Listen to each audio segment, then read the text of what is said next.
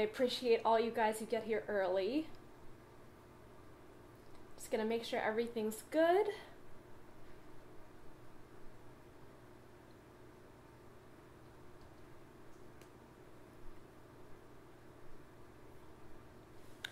Okay, feel free to say hi in the chat. Gonna finish getting all set up and then we'll talk about what's going on today. Hey Bufar, how is it going? If you guys, if audio is weird, I'm really close to the mic right now. I'm gonna move around. As always, let me know if anything sounds weird. If you are watching the archive, great. Feel free to go ahead and skip about 5 minutes in once we're all set up. Hey Vivian, thanks for joining. Thanks you guys for hanging out. Gonna do a lot of real practicing today. I know a lot of my streams have been more kind of Q&A and casual, but I got some real practicing to do today.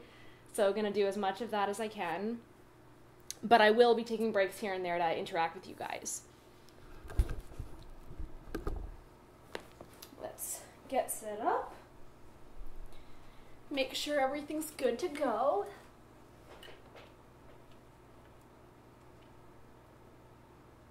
Oh, you guys are so fast with the thumbs up too. I so appreciate that. You guys are awesome.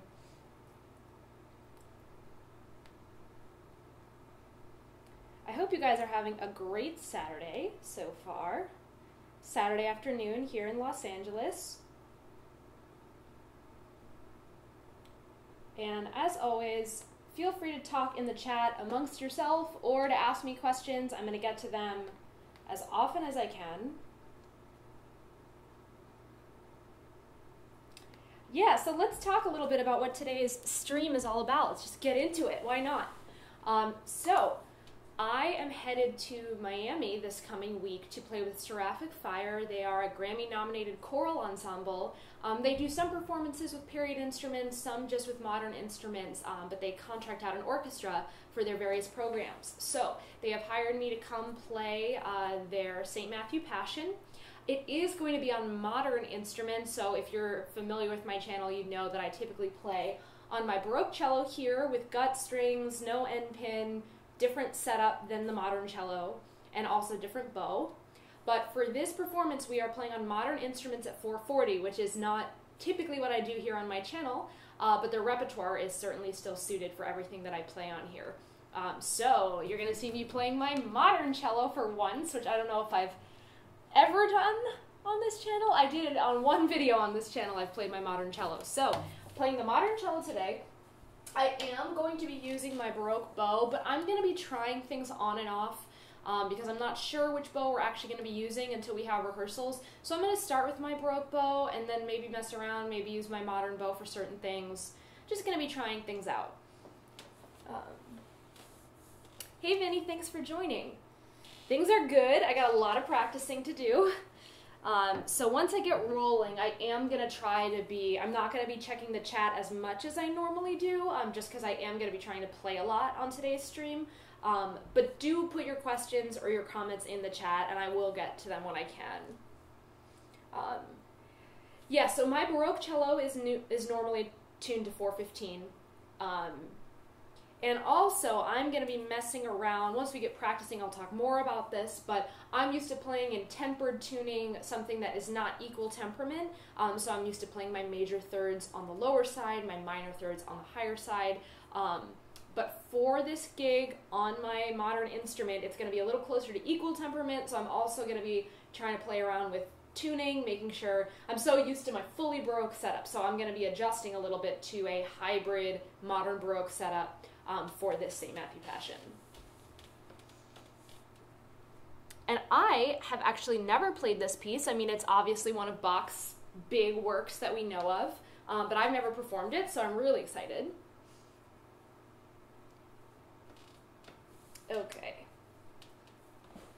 I got coffee and water, so this is how you know it's a real practice session, when you've got multiple forms of hydration and caffeine.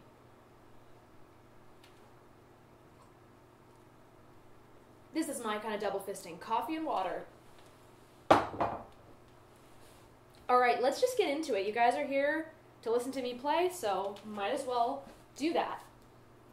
And I am really just going to be, I'll show you what I've got here. So I just have a printed out PDF of the whole score. This is what I got. Modern print.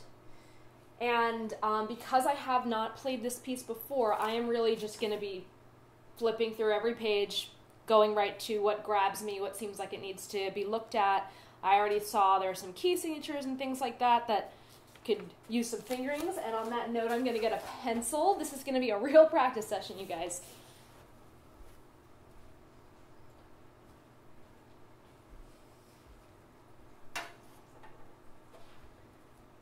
Going to get rosined up. If you guys are curious what kind of basic cello supplies I use, I do have a link to my Amazon shop in the description of the video that just has like my favorite basic cello products. Like my favorite rosin is this dark Kaplan rosin, really basic, not expensive, but I think it's great for both gut and steel strings. And then like my tuner, which you're going to see me use, it's not actually technically a tuner, it's a metronome that plays drones. This Korg that I love. So you guys have probably, if you've seen my streams before, you've seen all my stuff, but if you're curious, you can check out my Amazon shop.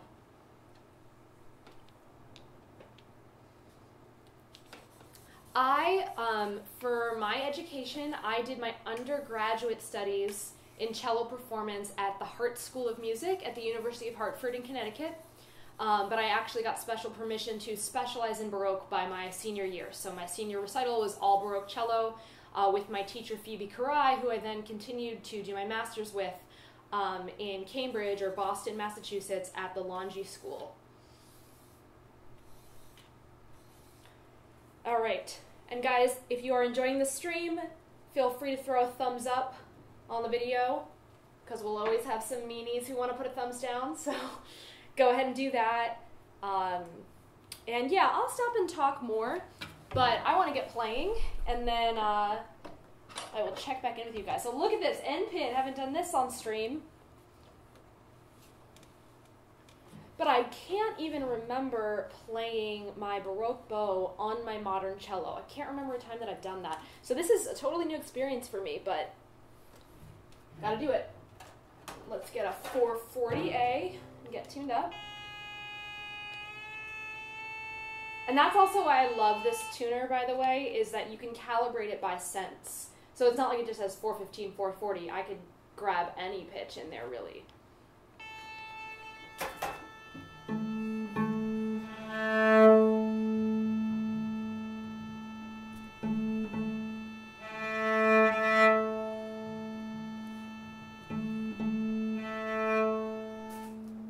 Hi, Daisy. You want to come here? Daisy the cat has arrived. Come here. It's kind of hard to get her in the shot since you can't really see the floor, but we'll see if it happens.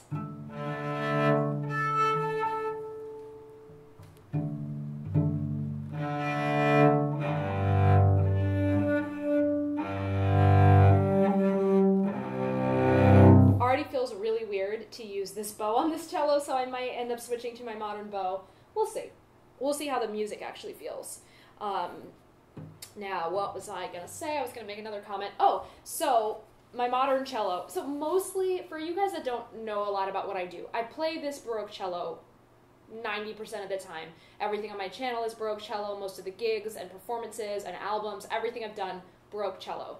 But I have a modern cello. That's obviously what I learned the cello on, and I teach a lot of students regular modern cello. So I usually use my cello for teaching, my modern cello. But because I was mostly using it for teaching and most of my maintenance and that kind of stuff goes into my performing instrument, this poor modern cello had been pretty neglected. So recently I got it fully looked at, got the bridge straightened because the bridge was pretty warped, got a full new set of steel strings, sound post adjustment, everything. So I'm really happy with my modern cello now because it was a little on the neglected side. But anyway, if you're curious which steel strings I use, because I talk about my gut strings a lot, I get them from this guy Damien, who I've been using forever. His strings are the best. So if you're curious about gut strings, I always link to Damien in the description of the video because I love his strings, and he's just generally a great guy, answers a lot of questions, really helpful. But if you're curious which steel strings I play on, those are also in my Amazon shop. The link is in the description, in case you're just curious. And something else. Oh, I'm going to adjust the microphone since the modern cello is a little loud. I'm going to turn this down a little bit so the cello doesn't get too compressed, but if the volume overall gets too quiet or there's any issues, just let me know so I can fix it. Bufar, your cat is named Daisy too? That's amazing. That is really amazing. I've never met another cat named Daisy, but I think it's a great name for a cat.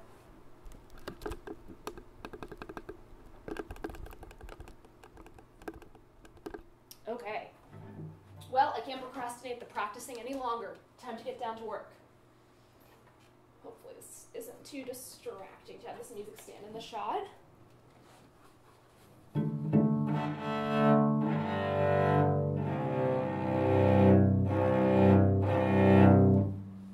Still got a little bit of that new string sound on my bottom strings. So what I'm doing is playing the continuo parts. So they're not going to sound like solo repertoire or melodies or anything like that. I'm going to move this. In fact, I think I'm going to move it over here.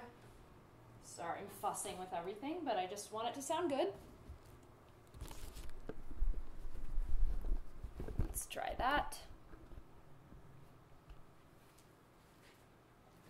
So, because they are continuo parts, there are certainly going to be parts that I don't really need to practice. Like, for example, the opening chorus of the entire thing.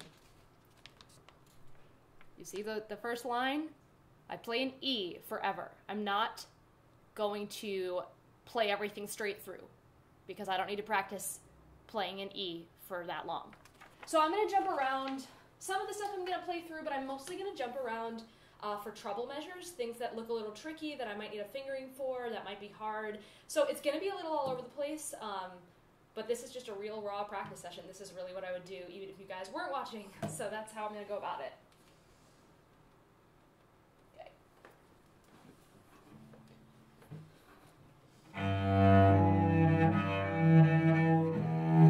Maybe I should warm up, shouldn't I? Let's be a good role model here. I should warm up, especially on this cello with this bow. So I'm going to play a few scales, just get myself acclimated on my secondary instrument, my modern cello.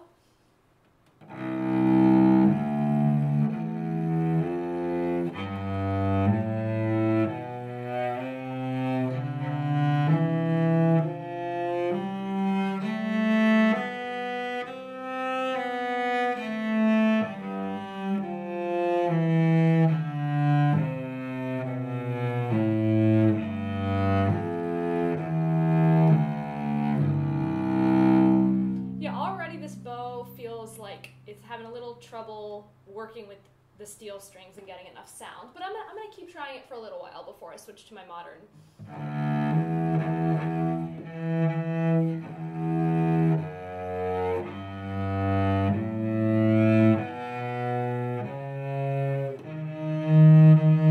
Wolf tone.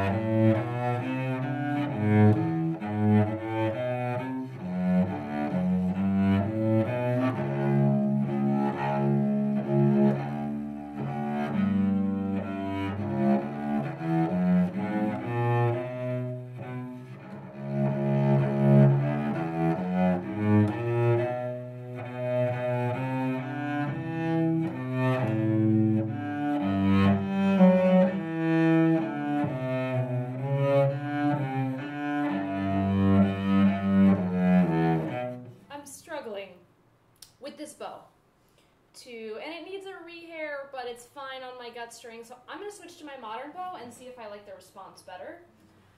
Because I really have not used the Baroque bow on steel strings before. So maybe the modern bow is going to be a better option. So if you guys don't know the difference between the modern and the Baroque bow, basically the modern bow is heavier and has more weight at the tip so that the weight sustains through the bow more. So it's harder to have tapers and decrescendos the way the Baroque bow really allows that with a light tip. But I'm going to choke up on the bow, so I'm going to hold it up a little higher like I would hold the Baroque bow and see what I can play around with that way.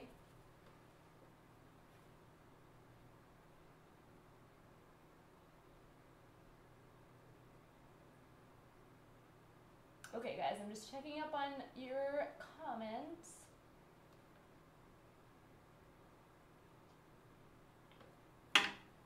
Yep, the Baroque cello and the modern cello have the same strings tuned to the same notes, but the pitch level is different.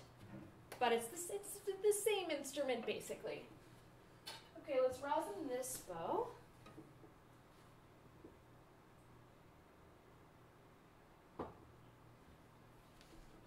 And also, I have no idea what any of the tempos are going to be for these, so I'm just kind of ballpark estimating.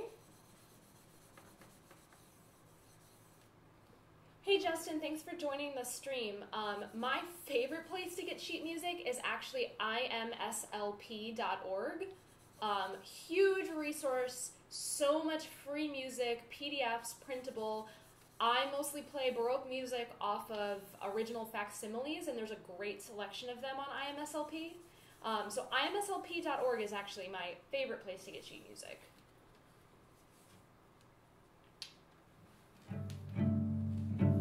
All right.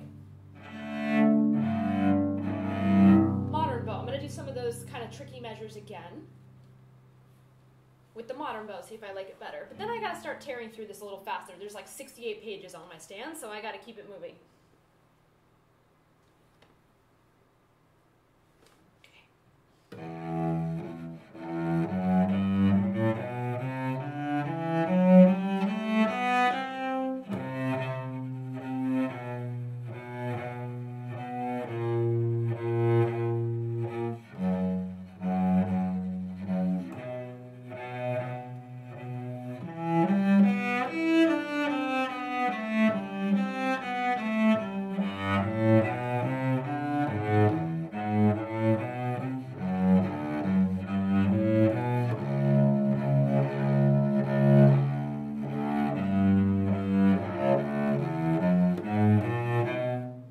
Sound weird, but that's what's written, so let's get it right.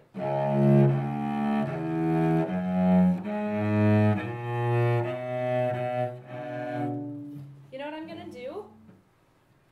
So the modern bow, this is the classic problem trying to decide between bows.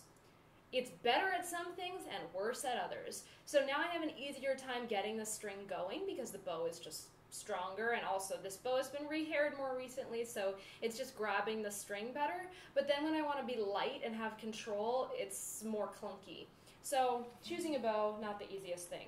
Now I'm going to drone, even though it might not be the right note all the time. I'm going to put some drones on my tuner. It's not pleasant to listen to, but it's really helpful for practicing intonation. And especially because, like I said, I'm used to playing really pure intonation, and I'm not going to be doing that for this performance. I need to be kind of listening and adjusting for that reason. So I'm going to throw a drone on here for one of these hairy measures.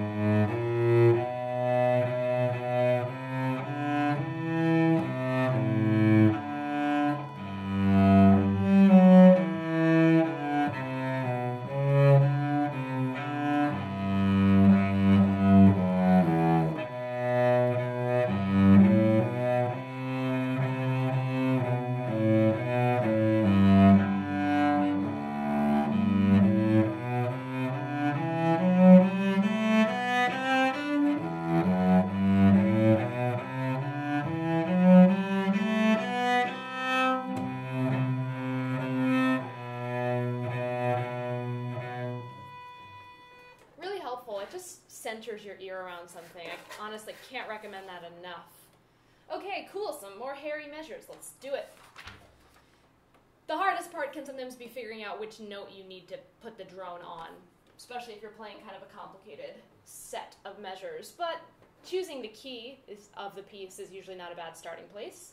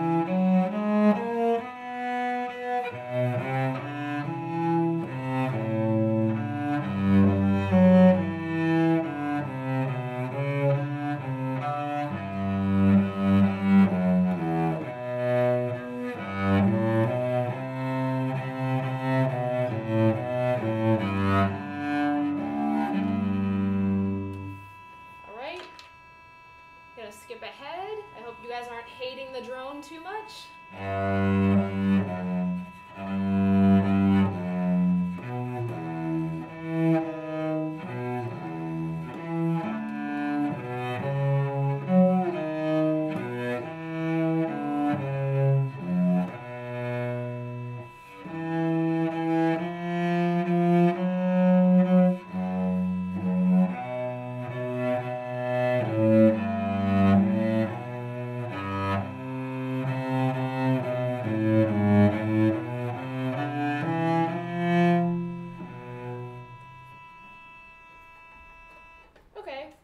I think I hit all the spots in that one.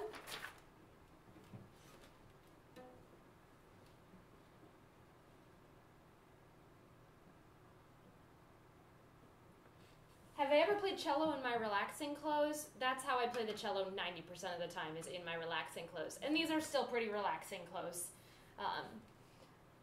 How hard is it to read facsimiles? Is it any different than a more modern part? Honestly, it does take some getting used to read facsimiles. Depends on the person whose handwriting it is. There are some facsimiles that are neater than others. There are some that are really terrible, like the Bach cello suites. The original manuscript in Anna Magdalena, his wife, one of his many wives, in her handwriting is notoriously sloppy. But other sonatas and other works are not too bad. But there are also certain things in the handwritten parts that are actually different. For example, they did not use natural signs. So if you had an F sharp and it needed to be an F natural, they would mark it as an F flat, just saying flat the sharp down to a natural. They also did not line things up vertically. So if you're playing from a score that has a continuo part, they are not going to be properly aligned by the beat the way a modern print one would. And other things like figured bass is almost always written on the parts, and other little things like that, smaller things. So I think the best way to get used to reading a facsimile is start with a more neat one so you can get used to the things that are just kind of different by tradition, and then work your way up to the more sloppy, elaborate ones.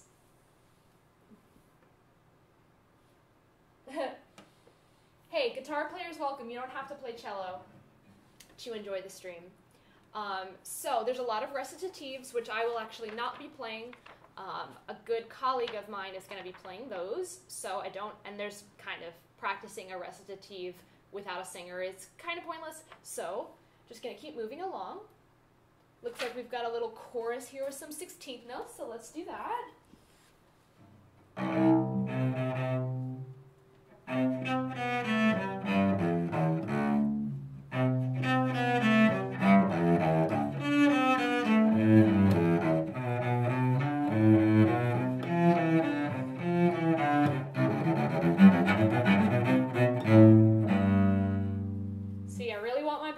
Let's switch. I just gotta keep switching.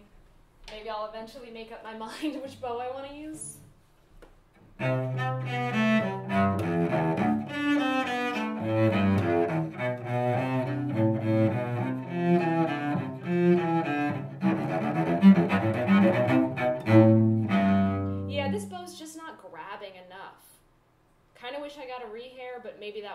fixed it. The modern bow is doing a much better job getting the string going, so probably going to stick with the modern bow and just try to be as delicate as I can. All right. Got a little chorus here.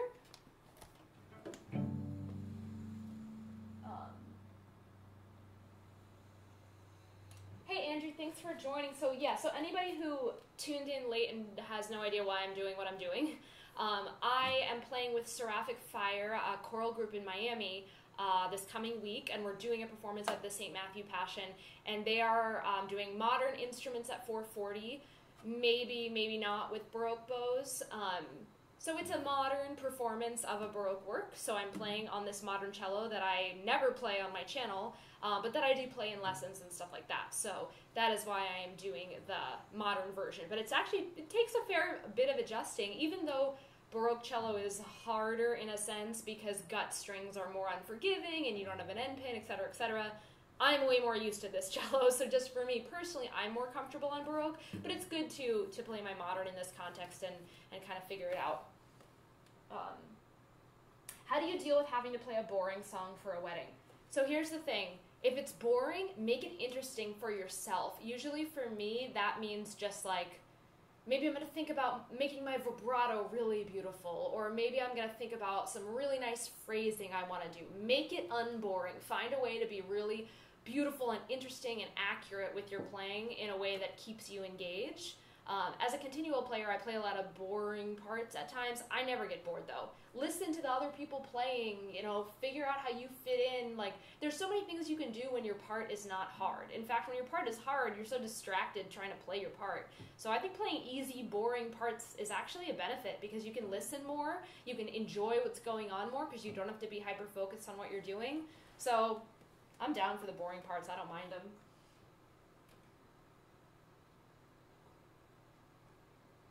All right, let's keep going. We got another little chorus here. Looks like we are in, I guess, E minor-ish. Looks like we're going to go through a couple keys because we got some accidentals. So let's see what happens. I have no clue the tempos on any of these, by the way. I'm just kind of guessing a moderate tempo for everything.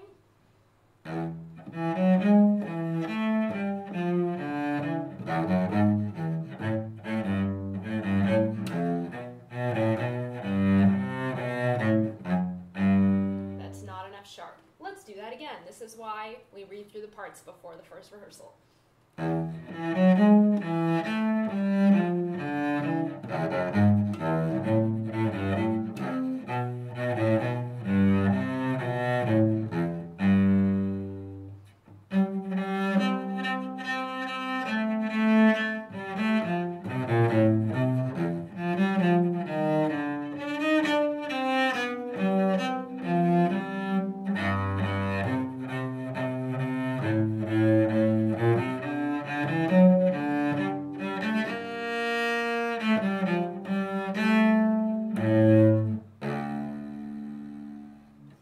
Interesting. Bach always keeps it interesting.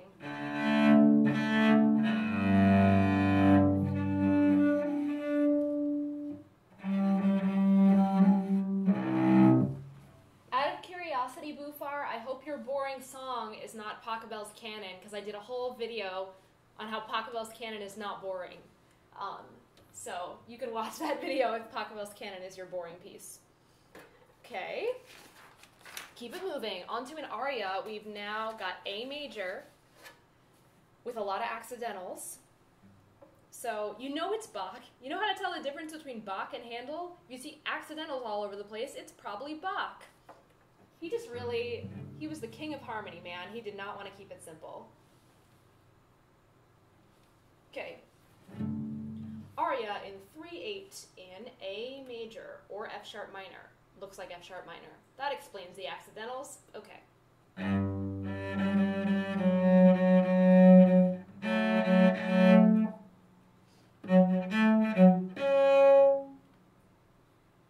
2, 3, 1, 2, 3.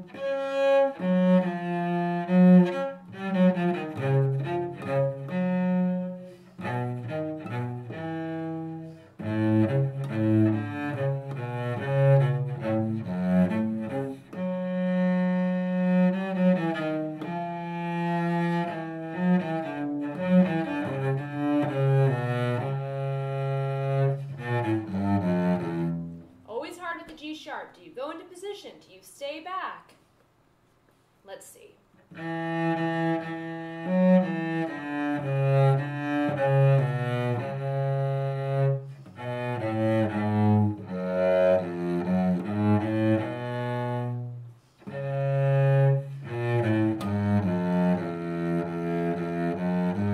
That's the answer.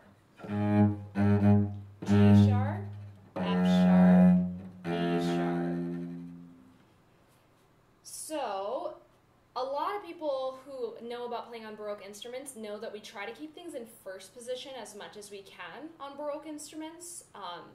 Sometimes it's just not possible, but we try to. So now one of the challenges that I'm dealing with playing this on a modern instrument with a sort of Baroque flavor is deciding, do I want to keep things in first position or do I just want to play things up in position? But I think one of the reasons that things don't sound so great in higher positions on Baroque cello is because gut strings don't sound as good suffocated up there. But a steel string can sound okay. So I think I will do some of this up in position, especially nasty keys and stuff.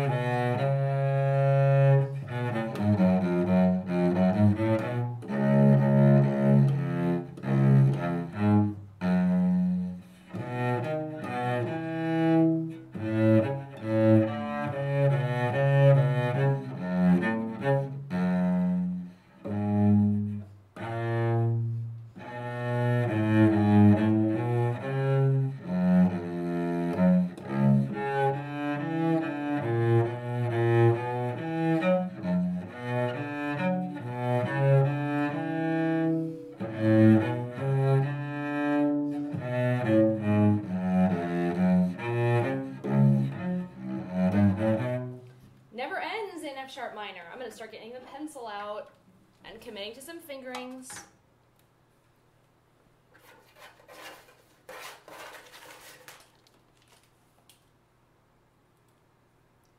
The joys of playing in a tricky key.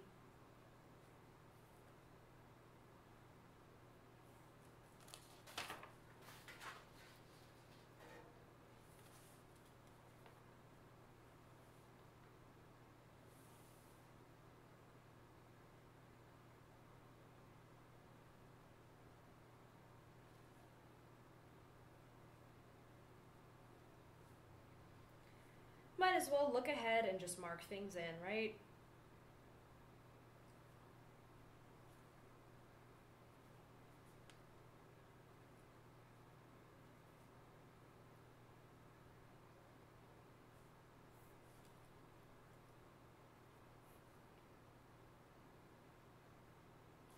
It's funny because I've played so much Continuo and so many bass lines in my life that if I'm given any bass line, I pretty much just know exactly what to do.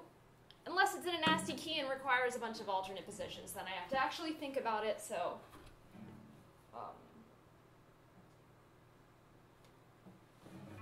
Alright, back to the F sharp minor grind.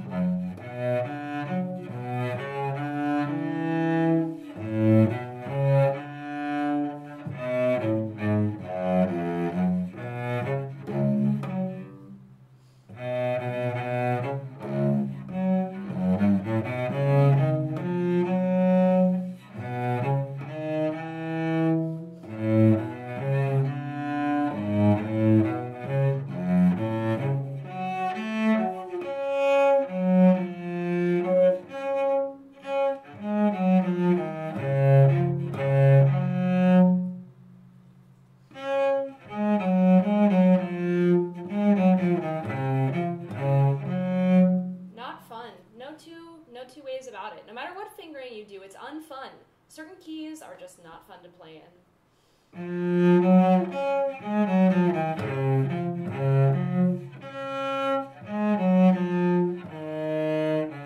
Nope.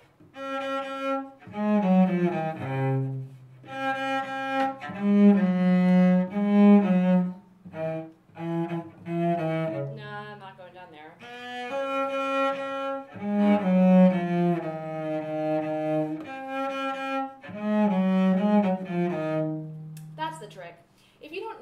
have to do something with a lot of shifting in it on fast notes, try to shift, unless you have a fingering that just works great for you, then don't argue with it. But if you're trying out different fingerings, it's great to do one where you shift on a stronger part of the beat, rather than if there's 4/16 and you have to shift in there, it's better to shift on the third as dividing it into two groups of position, one position, next position, as opposed to shifting on the last of the 16ths, because it adds an accent in a not so great place. So I'm going to take my own advice and do a fingering where I shift halfway between this part. I don't know if you noticed that I did it much better because I shifted in a better place. So I'm going to go ahead and commit to that and write it in, and hopefully all of the arias are not going to be this much of a headache, but this is part of the process. So, 3-1. Got it.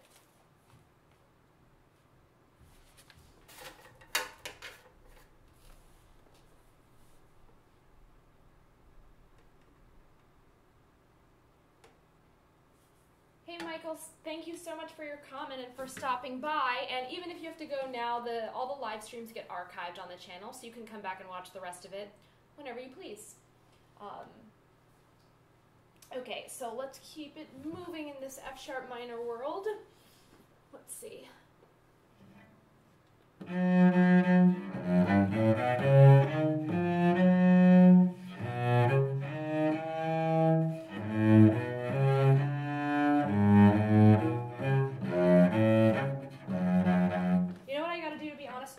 Is put on an equal temperament F sharp and play with that.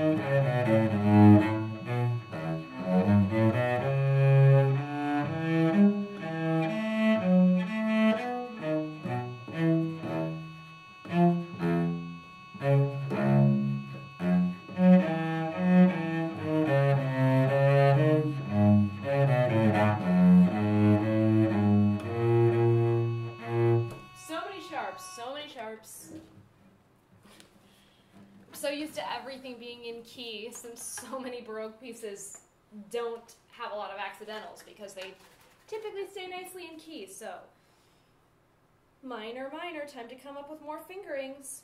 So as you can see, when you choose a drone and you're practicing a complex part, obviously the drone's not going to be right for every single measure. Some of it is not going to, you know, if you're on a dominant chord and you're playing the tonic, it might sound a little weird sometimes, or if you're on a totally different chord.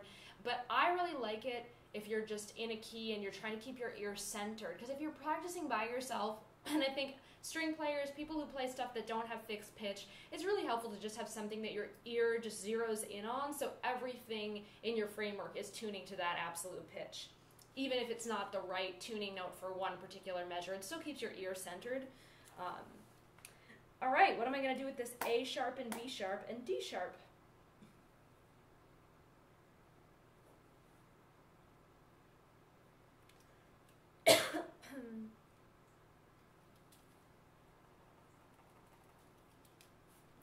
like this.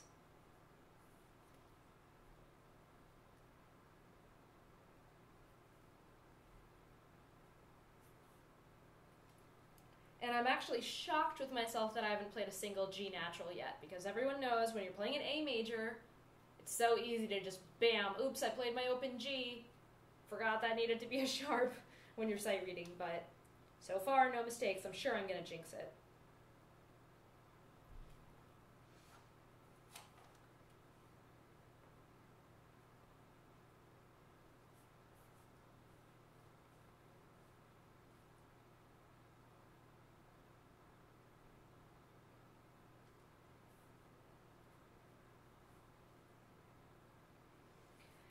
See, this is the real work, the non-glamour,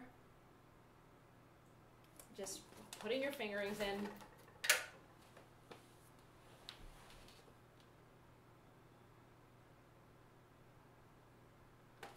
I always practice the day before a performance for sure.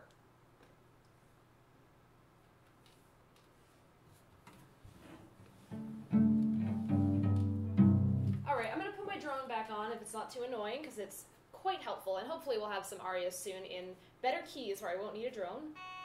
But for F sharp minor, it helps. I'll turn it down a little bit. Okay, gonna try out these fingerings.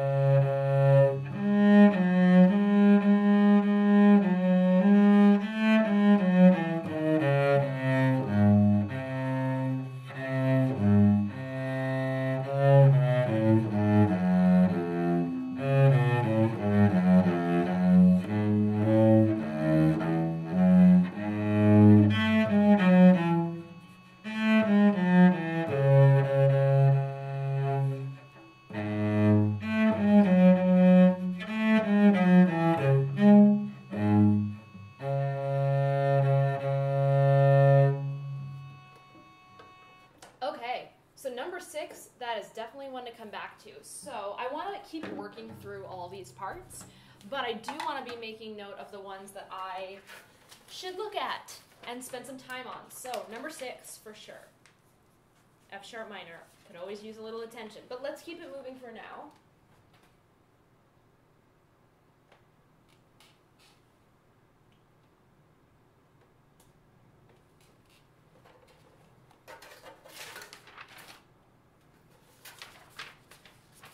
Sweet. B minor, not as bad. And thank you guys so much for just hanging out with me on this Saturday.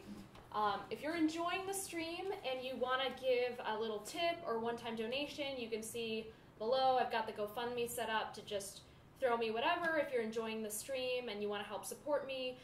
If you're a fan of the channel overall, you can become a supporter on Patreon, which gives me a small tip or donation every time I make a new video, which is about 3 or 4 times a month. So if you want to help support me in these videos, there's a lot of ways to do that, and you can also just do that by tuning in and hanging out. Okay, onwards, B minor.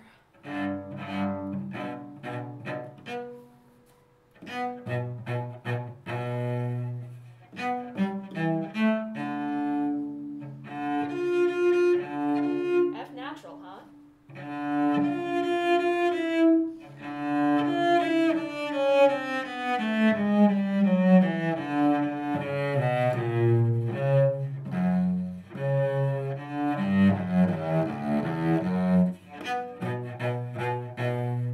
Bach never keeps it simple. Never.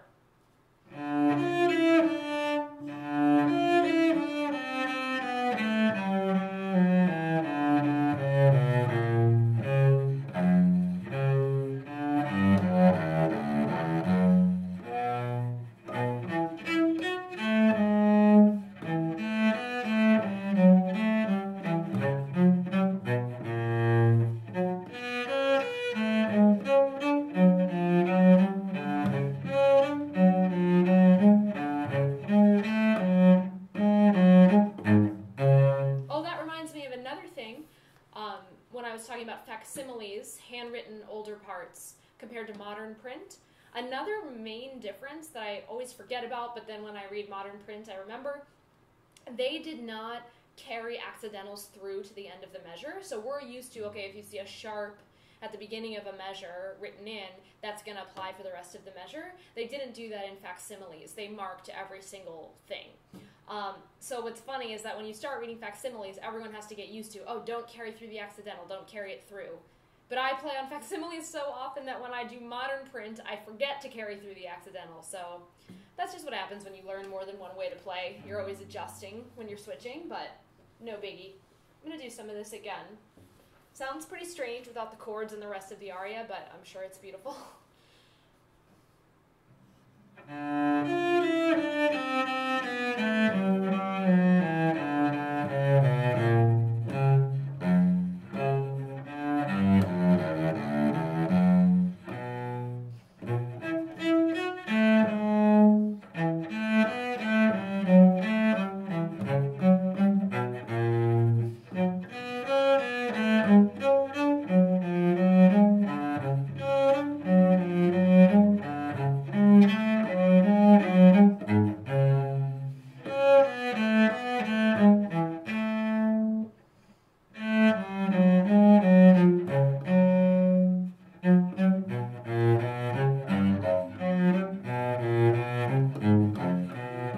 G natural, not G sharp.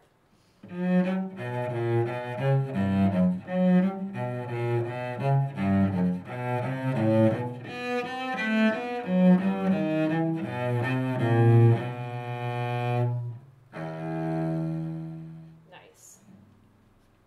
All right, gonna keep it moving.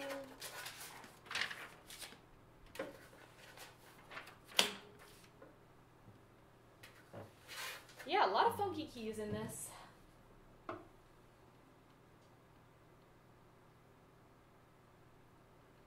Hey Enzo, thanks for joining. Yeah, so I am getting ready for a performance of the St. Matthew Passion in Miami next week. It is on a modern cello, so that's what I'm playing, even though I usually play my Baroque cello.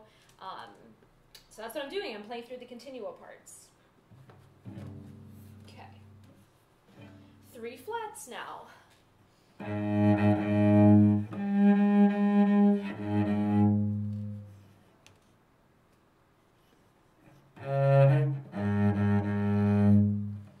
Trying to decide if I want a drone for this. Nah.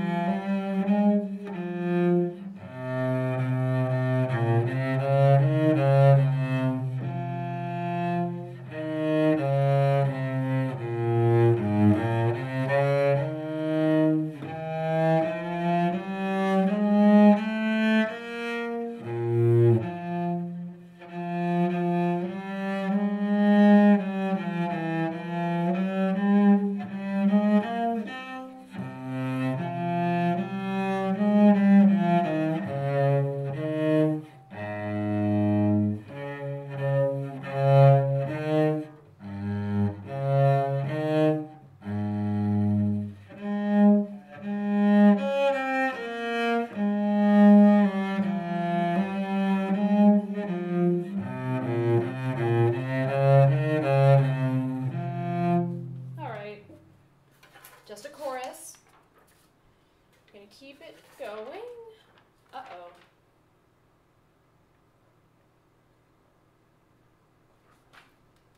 I am confused. Oh no, it's part of the recitative. 6/4, but at least it looks like C major.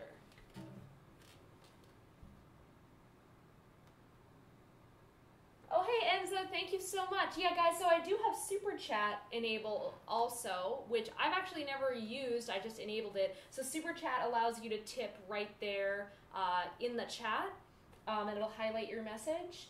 And you can also, like I said, donate to the GoFundMe or join my Patreon if you want to help support.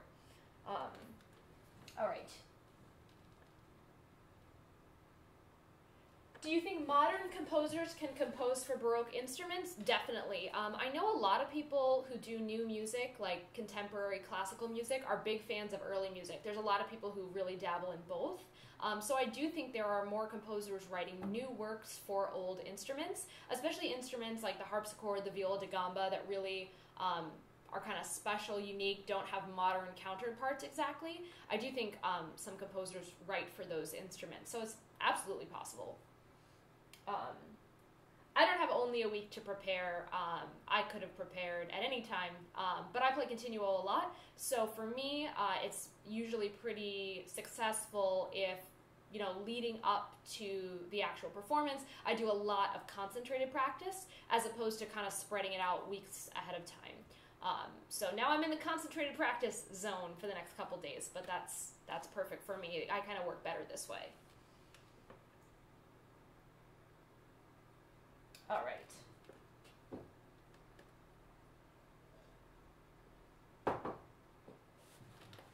Where were we? 6/4.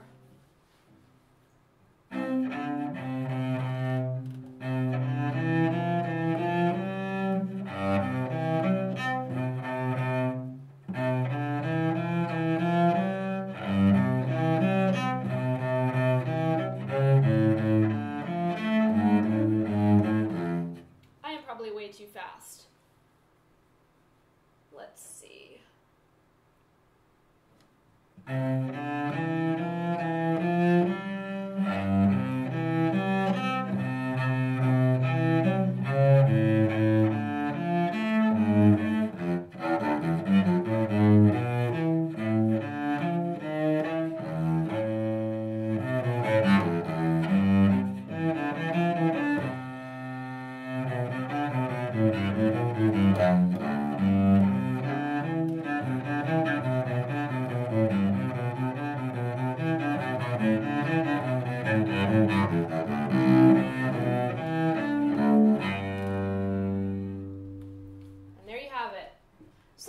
Something without 1,000 accidentals, though there were a few.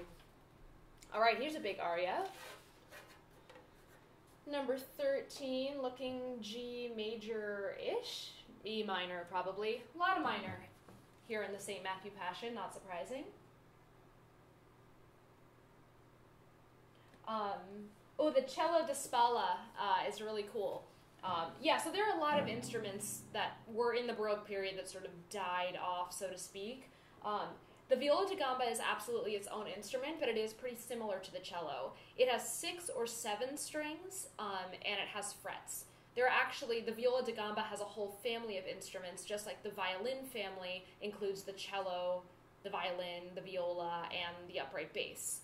So the viola da gamba, while the main viola da gamba we think of is the bass gamba, which is similar range to cello, similar size to cello, but it has smaller versions of the gamba as well. But yeah, just throw viola da gamba into YouTube later or Google or something, because it's such an amazing instrument. It's like the cello, but a little cooler.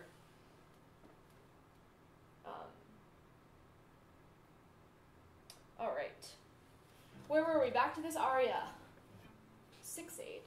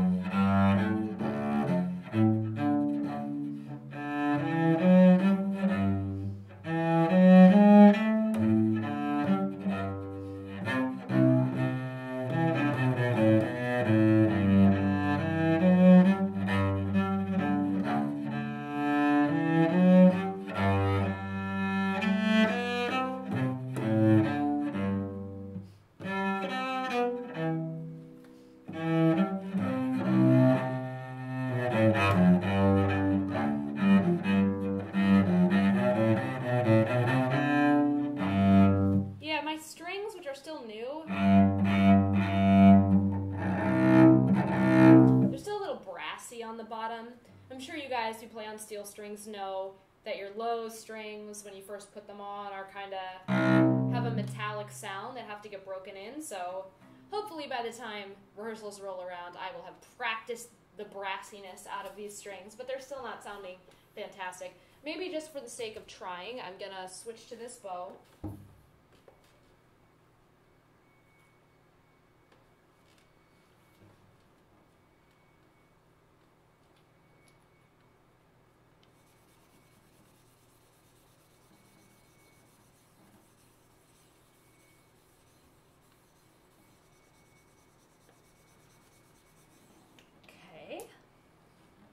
Let's see how this feels with the Baroque bow.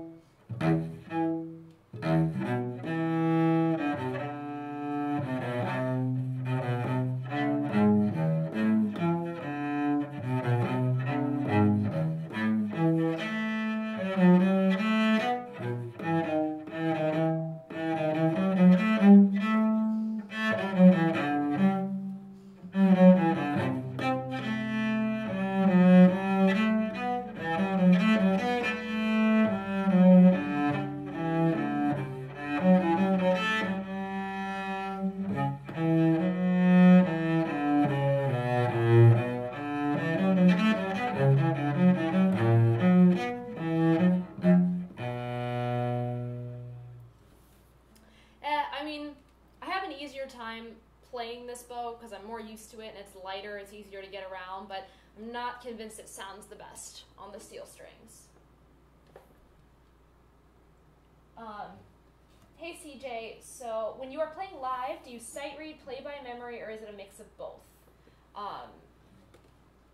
So if I'm performing, I'm hopefully not sight reading, though I have had some gigs and some performances where I was sight reading at the performance, but that's not ideal. So I try to not be sight reading. Right now I'm sight reading though, full disclosure. So yeah, and I memorize naturally, which is great, but I still always use music for solo performances because I actually find, people make these arguments like, oh, if you don't have the music in front of you, then you're more connected to the audience. But I actually don't find that to be true because I think people stress so much about memorization, and then if you have a memory slip or something, that creates so much disconnect and so much stress from your audience that it's better to just have your music there and just not be glued to it like you're reading it when you're performing. So I just play from music, I guess is the long and short of it. How do you play for so long without wearing out your left-hand wrist? It's just endurance training like anything else, like sports. You just get used to playing your instrument for long periods of time. If you have really long rehearsals and stuff, you definitely need to stretch, and it's important to warm up and not throw yourself into playing a bunch of stuff really fast. It's honestly just like sports or anything. Warm up, stretch afterwards, take breaks, same kind of concept. It's just muscle memory. Okay, now we're in a lot of recitatives, which I will not be playing. Except this one is a kind of dramatic recitative, so maybe I will check this out.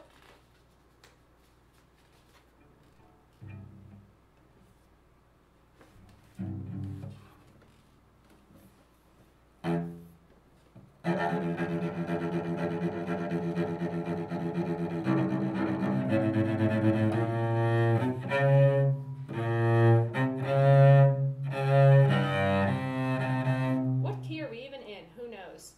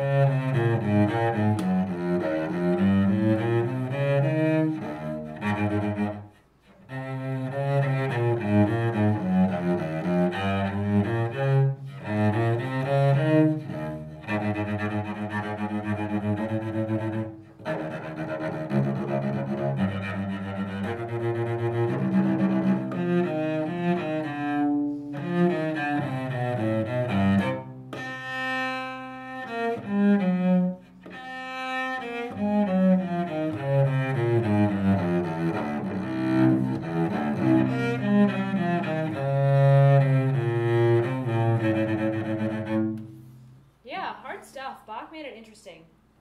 I really think the Passions also is, Bach really went in on the Passions. Like, he did not hold back. It's not like nice fluff music like the Brandenburg concertos. Like, this is serious, heavy music.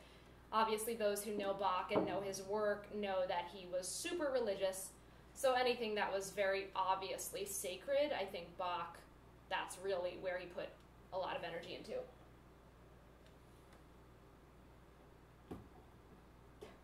Have I ever choked mid-performance? No, but I once did a concert with strep throat, and I've definitely done concerts with colds. Once you've been performing for a while, especially if you live where I live, where there's a cold season, you've performed under pretty much every circumstance. It's just part of being a performer. You got to make it work no matter what. Okay, so this is number 19, and probably going to be one that I want to revisit, but there's even more to do of it, so let me keep going. Wait a second, is this the right page? I am missing page 18. 16? Oh, 17, looks like 18's right behind. There we go. Okay, so let me add this to my sheet of things to practice. Number 19.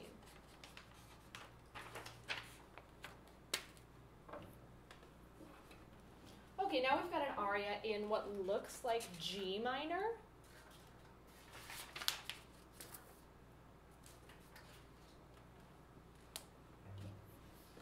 Let's see. Except it keeps cadencing on C. No, it's C minor with a G minor key signature, but this is looking like C minor. A lot of unfriendly keys, but you know what? That's why you practice. Anyway, C minor aria now.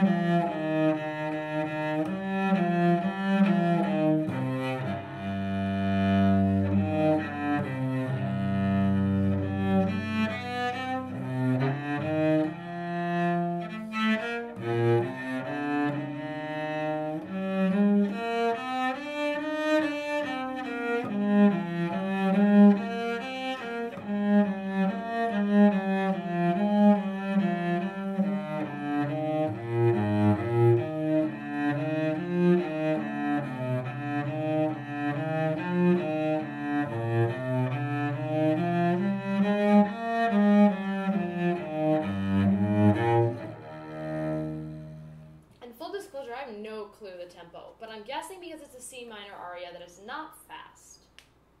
But I guess it could be. But honestly, for my first read through, I'm just taking everything slow to moderate. I think it's kind of the best way to go about it, at least when you're on your own. Okay, going onwards. Hating that metallic sound.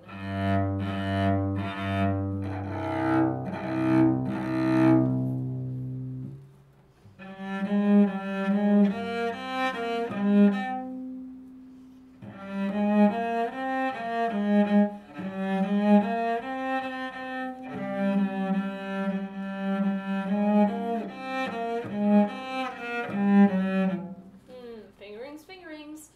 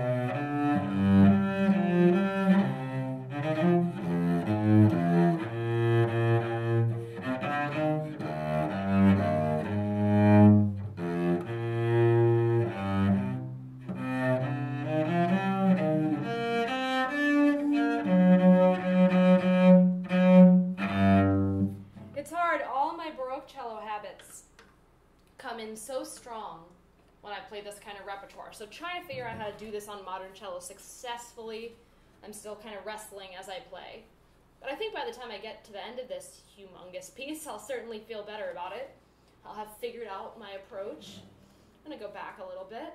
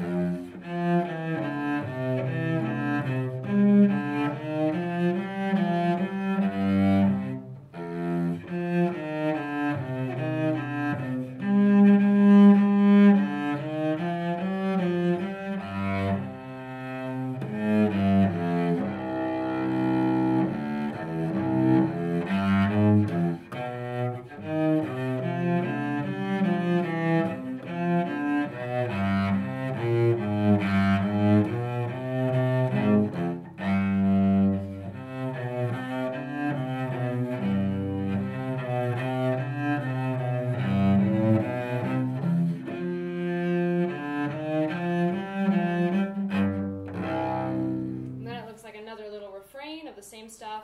All right, I get the point, number 20, but that's a good one to come back to also.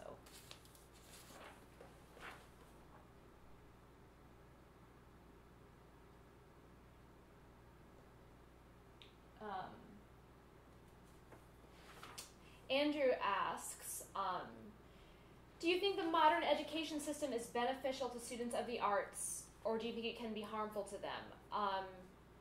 Well, I can only speak to the education system in the US, and I don't know if you mean actual music school or just the general education system.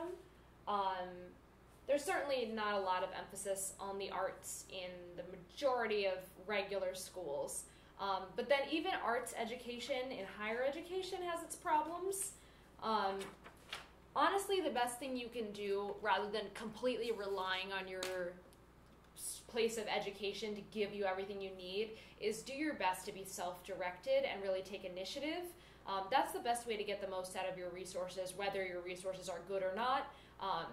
Having initiative, doing your own work on the side, whatever it takes to kind of figure out what you need, because if you rely on your education system and there's holes in the system or they emphasize the wrong things, before you know it, you're not going to have any idea what you're doing. So I think just being self-directed and seeking out information, having good relationships with your teachers, that's the best way to get the most out of your education, whatever it is. Okay. I'm exhausted and I don't even think I'm halfway through. But that's good, that's fine. That's why the coffee's here.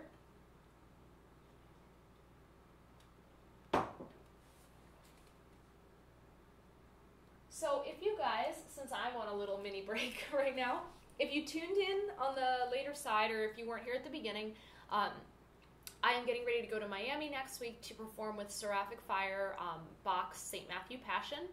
It's going to be on modern instruments, regular instruments. I usually play on this Baroque cello with gut strings and a Baroque bow, but today I am playing on my modern cello since that's what I'll be playing in the performance. I'm just going to be playing the Continuo bass line part, so that's what I'm working my way through, and that's why it sounds not very melodic, because I'm just playing these bass lines, and they sound a little out of context, but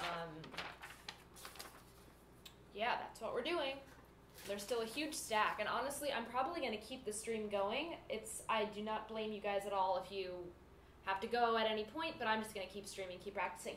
And by the way, Justin, thank you so much for the $15 donation to the GoFundMe. I just saw that right now. Thank you so much.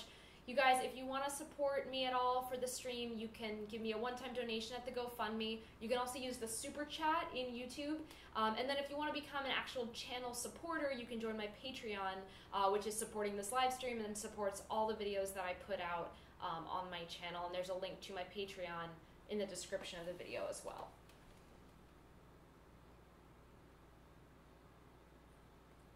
Yes, I will be in Miami, Florida. And if you guys are interested in the concerts, I really should have put a link to the concerts in the description. But Seraphic Fire, let's pull up their website on this very slow computer that I'm using right here. If you guys happen to be around the area and you want to check out the concerts.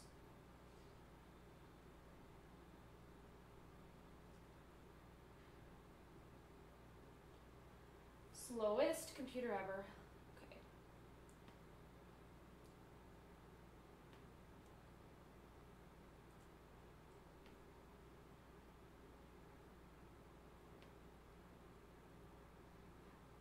Hey James, so I do not really play contemporary music actually, believe it or not. I mostly just play Baroque music is kind of my thing. There's the link to the performances we're doing. I am playing orchestra too, but as far as I know, the Continuo part is the same regardless. I just won't be playing the recitatives. The cello one part will be playing that. And there's just going to be two of us on the cello Continuo. Do I use a practice mute, and do I have any tips for intonation practice with a mute? I don't practice with a mute ever. I just try to not practice late at night. Because yeah, it's hard to work on intonation with a mute, but my favorite way to work on intonation is using a drone, which I was doing earlier in the stream and might do again if we end up in a weird key again. Oh man, I just thought about something else that I have that I want to drink right now. Like 2 drinks is not enough.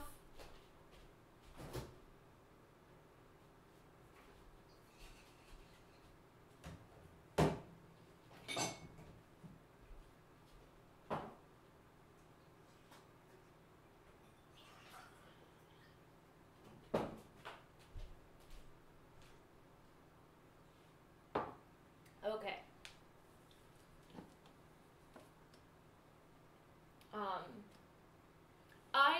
When I travel with my cello on a plane, it gets its own seat for the full price. So I will be flying to Miami with my cello in the seat next to me.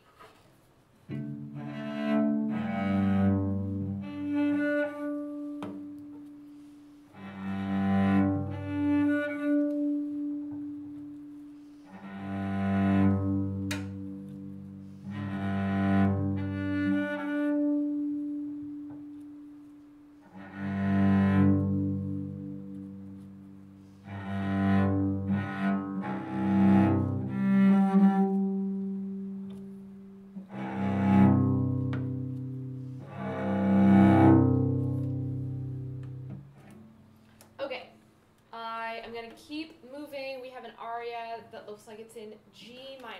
Let's do it.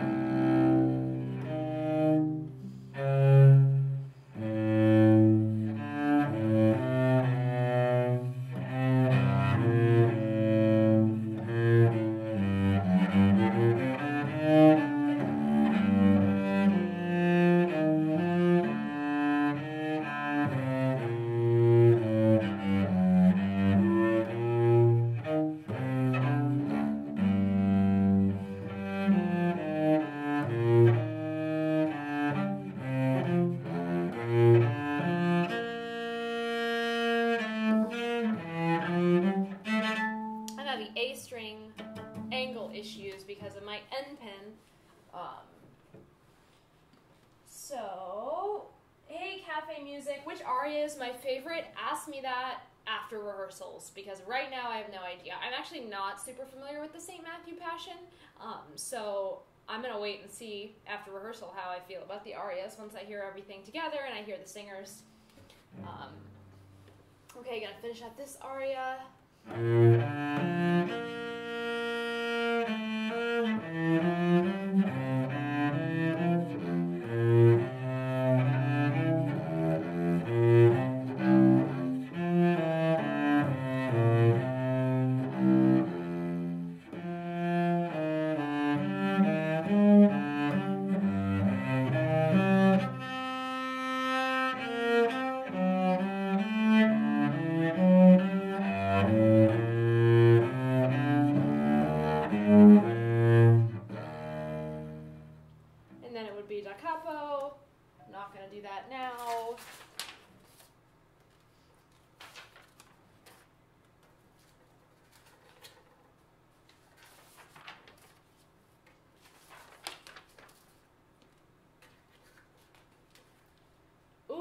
Now we have like a little Davidson aria. This looks exciting. Man, I underestimated how much music this was going to be. That's okay.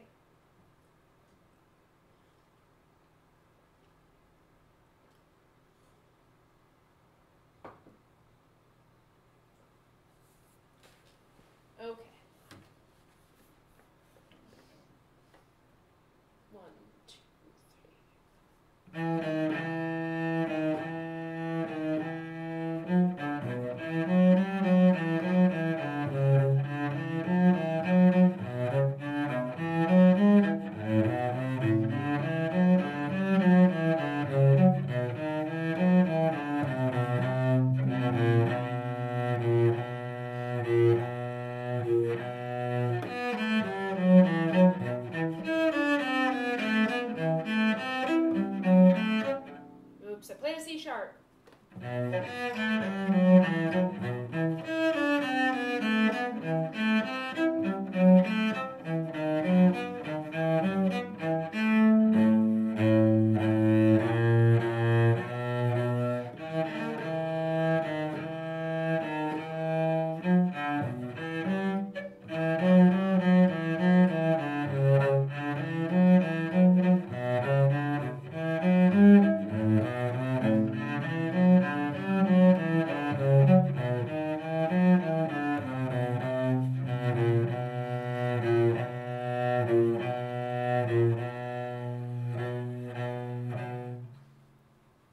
I kind of get the point.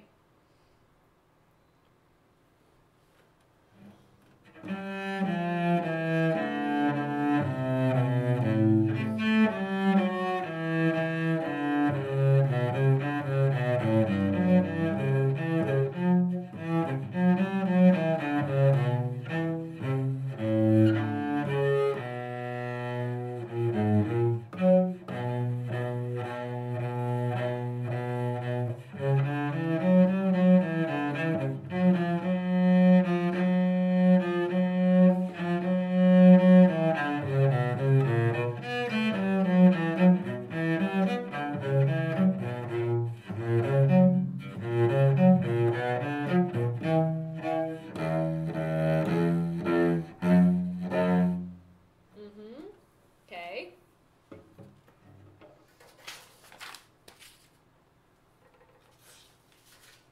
You guys, I don't even think I'm halfway through. This is insane. Important question, what coffee am I drinking? So, I'm like a medium level coffee snob. I know a lot about coffee, but my regular go-to is a Trader Joe's organic Honduran coffee. I always buy it because it is the cheapest organic coffee that I like. Kind of a medium roast. And I make it in a pour-over. Are you required to play with an end pin when I play that cello? So, I think because it's modern instruments, they're going to expect us to use an end pin, even though I'm so used to doing it without one. I don't want to be distracting in the orchestra, so I'm just going to do whatever is what they want, which I assume is using the end pin, since that's what you would do with the modern cello, you would use the end pin, so that's what I'm assuming for now. Okay, we got a 3/8 aria. Ooh, is this more sharps, more accidentals, more fingerings? I don't have enough coffee for all this work. Okay.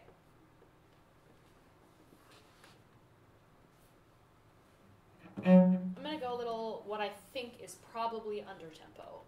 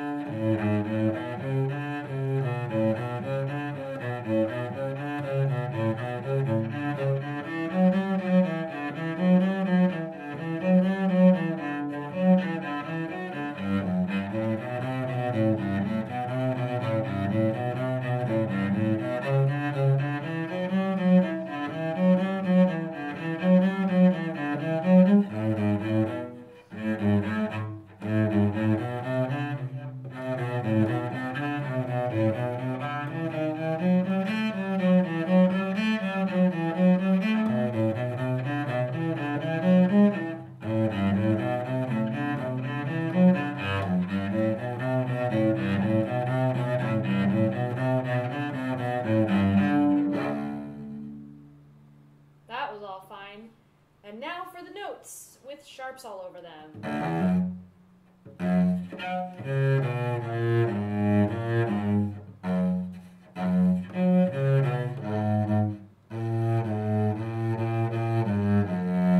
I want to play it there?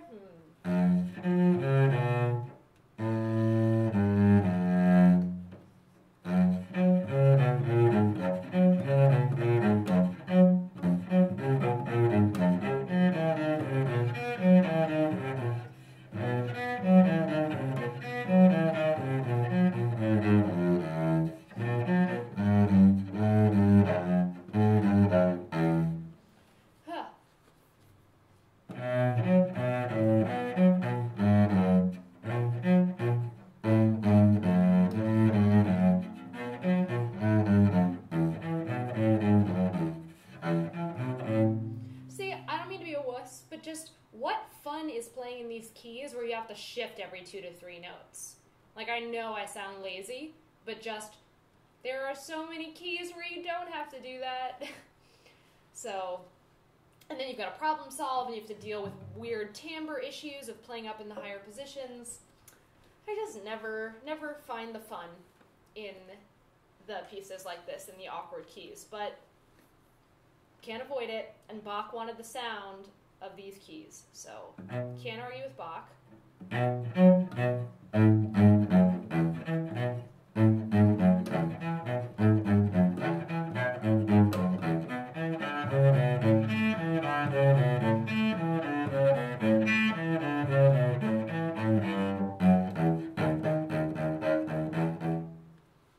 Okay.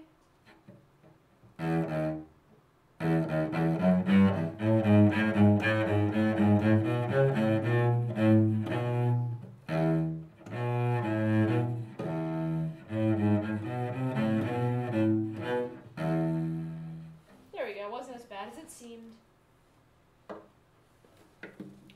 Alright, keep it moving.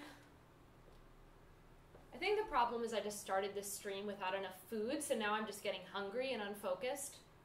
That's how you know it's a real practice session. I'm pushing myself here, guys.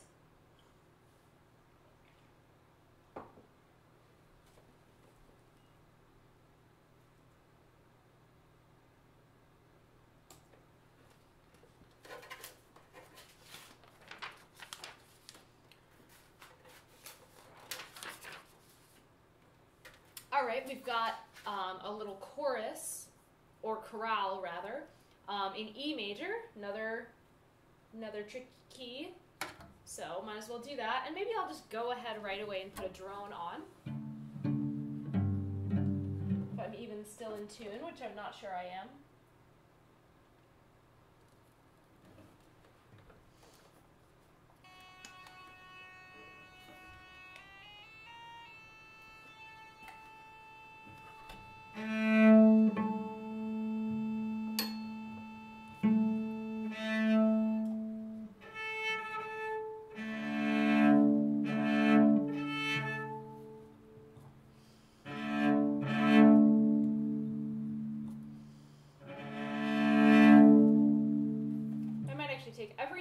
Tuner, since I'm trying to play close to equal temperament.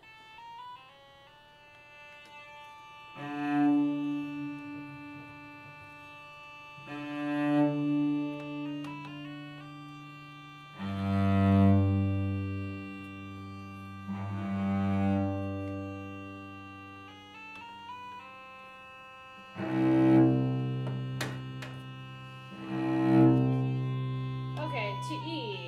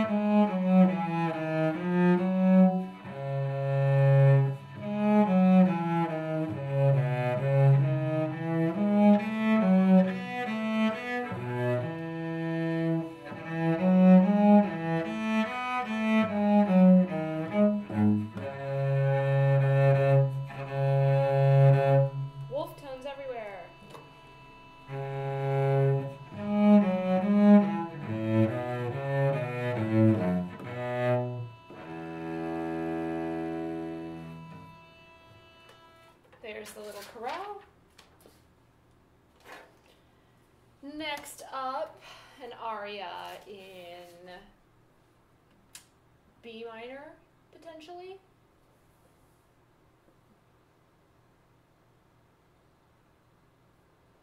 All right, let's see, you guys are talking.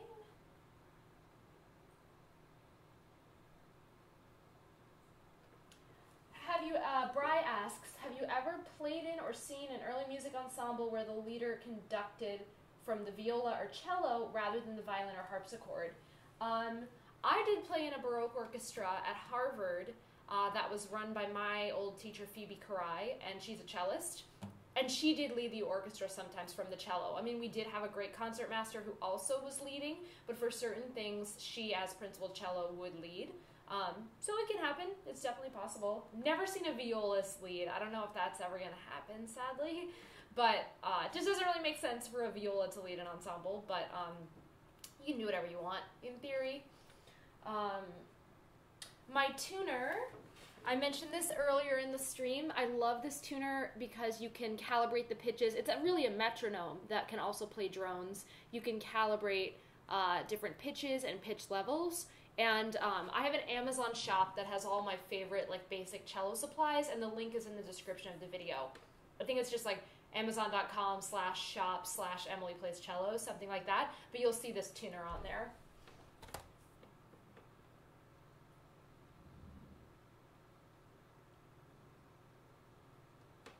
So I didn't go to Harvard, but I did a lot of music playing there because I lived right down the street. My grad school that I went to is a really small school, only about 200 students, basically all master's program. It's called the Longy School, Longy. And it's super tiny, but it was right down the street from Harvard. So a lot of the stuff we did was affiliated with Harvard. So Harvard has a Baroque orchestra that was run by my teacher that I played in for 6 years or something. I played in their Baroque orchestra. It was open to everybody, so a lot of the players, while there were some Harvard students, there were also people from my school, from Boston Conservatory, New England Conservatory. There's a lot of music schools in Boston, so anybody who wanted to play on Baroque instruments played at Harvard's Baroque orchestra. And I also ran a workshop, Baroque Cello Boot Camp, with my old teacher also, and we run that at Harvard. So even though I was not a Harvard student, I did a lot of Harvard-affiliated music events because Harvard has a really great music and arts program, and they're super into the old instruments and stuff and have a lot of great resources. So would consider myself a Harvard affiliate, but not a Harvard student myself. And not anymore. Now I'm on the other coast, so I'm very far away, but I really enjoyed the times I got to spend playing music at Harvard.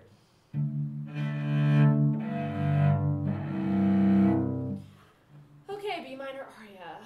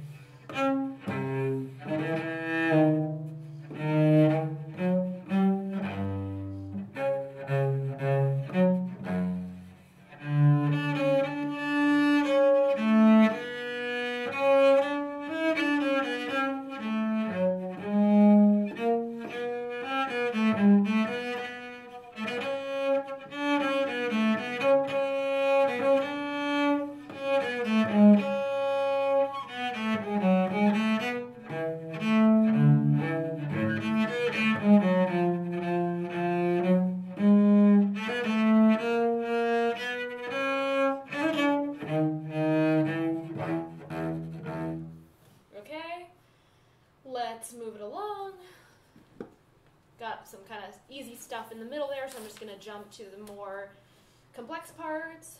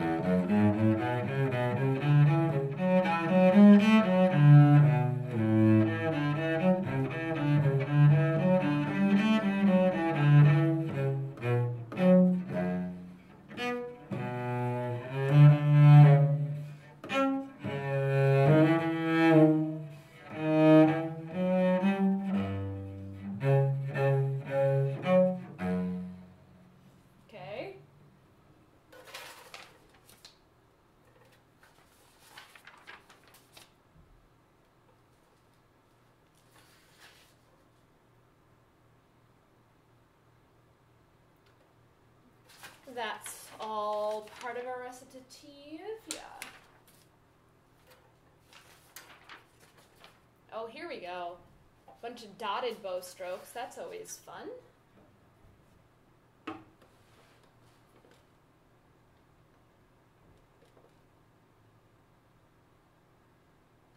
Oh wow, Bryce, so you actually know a group that was directed from the viola, so it can happen. I've definitely never seen it before, but that's cool.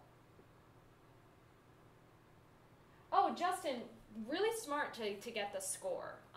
So I'm not playing from the score, I'm playing from a continuo part, but right now I'm on Aria, I'm on number 35, which is an aria in A minor, with a bunch of dotted 16th or 30 seconds, 16th to dotted 30 seconds, so you'll see all the dotted rhythms if you find number 35.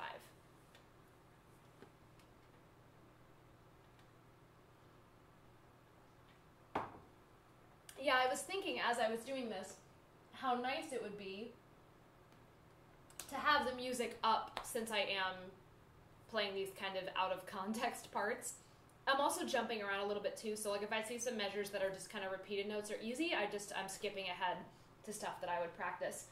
Really just doing this like a real practice session. Okay. I'm assuming the audio level is all fine, the volume of the cello and the volume of my voice, but if the cello's too loud or anything, just let me know. It's a little hard because the cello is a lot louder than my voice, and I have to have it set somewhere in the middle, but just let me know. Whew.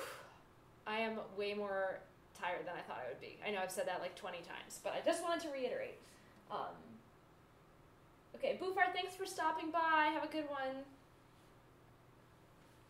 Alrighty. I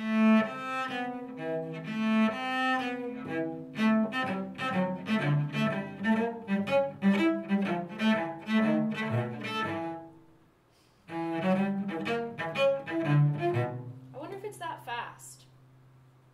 You know what I should be doing is like actually referencing, because I've already been honest about the fact that I don't know the St. Matthew Passion very well. So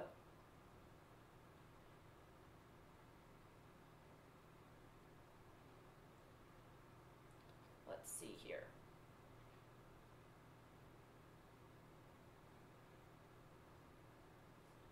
All right, number 35, let's hear it.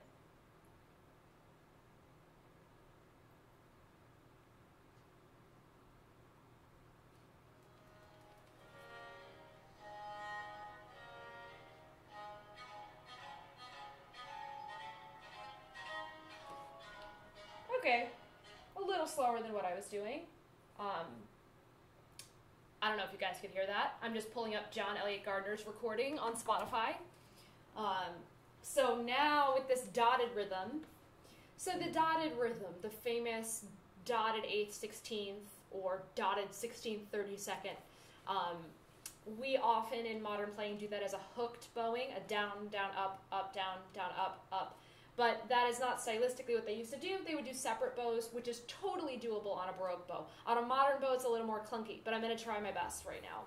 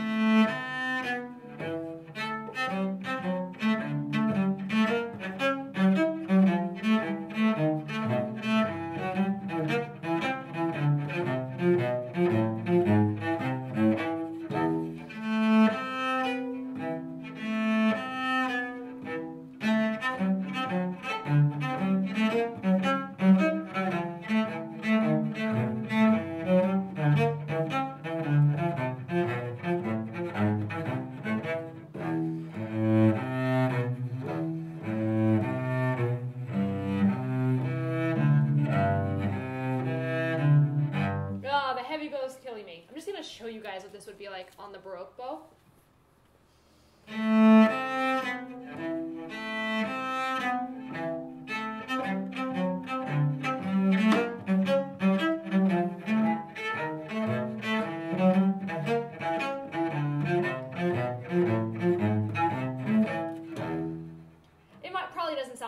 because like I said, I kind of decided earlier in the stream that my Baroque bow either needs a rehair or is just not powerful enough for the steel strings I'm playing on, so I'm keeping it on the modern bow. But it's just heavy for something like this. A lighter Baroque bow would be much nicer, but I'm going to keep going.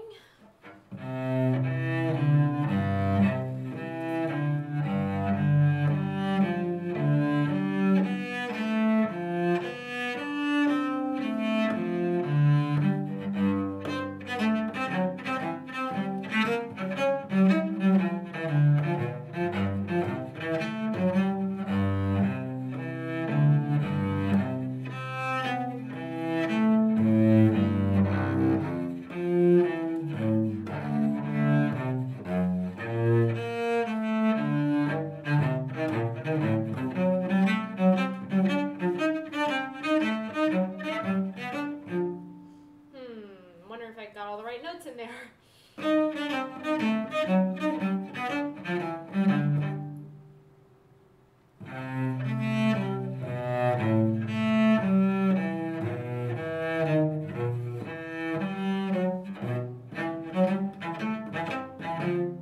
F sharp.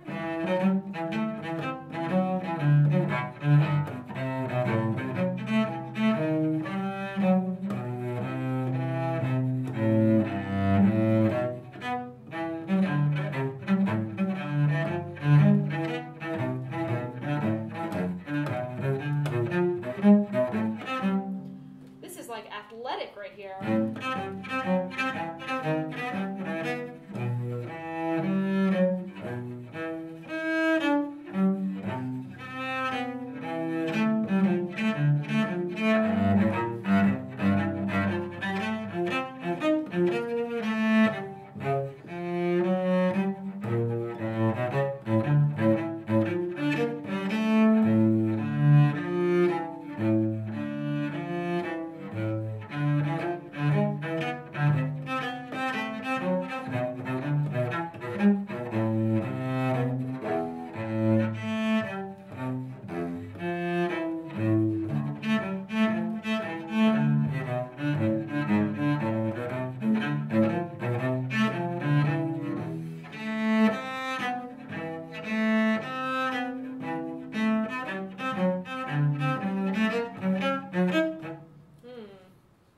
This is going to be one for endurance for sure. Actually, as you guys know, as I already mentioned, I don't perform on my modern cello so much anymore. I mostly perform on my Baroque cello. I do play this cello for all my students when I'm teaching modern cello. But the heaviness of this bow I'm so not used to because my Baroque bow is much lighter. So for a long performance like this with a heavy bow, I'm definitely going to have to work on building up my endurance holding this heavy bow, especially with something like this where I'm doing all this bow acrobatics. I'm going to back up a little bit.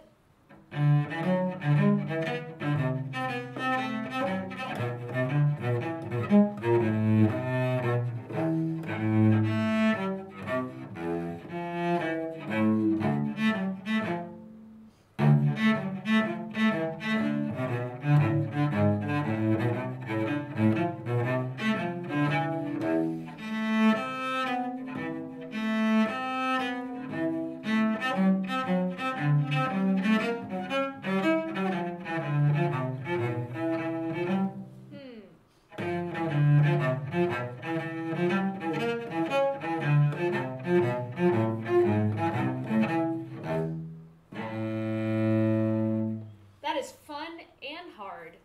Rarely do you get both. Okay, I could use a little break after all those dots, and I'll see what you guys are saying. Okay, I think this question's been sitting there for a while. Were your parents supportive of your decision to become a musician? Yes, they were. I was very lucky to be raised by basically a musician and an artist. But my dad's a musician, he's a composer, not classical. I don't have any classical musicians in my family, but my dad's a musician, so he was super supportive. My mom's an artist, graphic designer, studied painting, so she was also super supportive. So I was very lucky to have really supportive parents. They didn't push me or force me to practice. They pretty much let me make my own decisions, so I didn't even start taking cello lessons until I was 15, because that's when I asked for them. So I didn't have one of those families that was like raising me in the perfect environment to become a star cellist. Like, it wasn't like that. They were just very supportive of whatever it was that I wanted to do.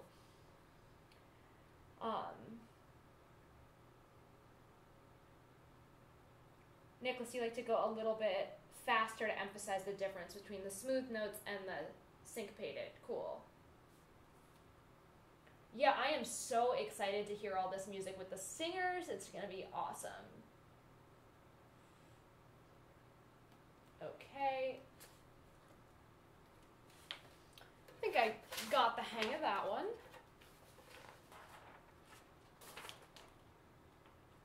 It's knocking my pages out of order.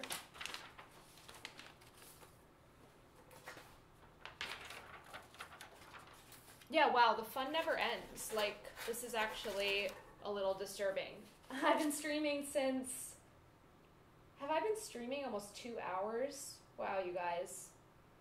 I think I started at 2:15. Yeah. And I'm not even done. I have so many pages left. It's okay. We got a little chorus here. That looks fine. You know what I think I'm going to do is I am going to now start being a little more selective, working my way through. Here's what we've done so far. So I'm not going to play through everything now. I'm going to see what jumps out at me. But I'm going to make a note to myself that I left off at 36D, is where I am now. So I can return to practicing that later.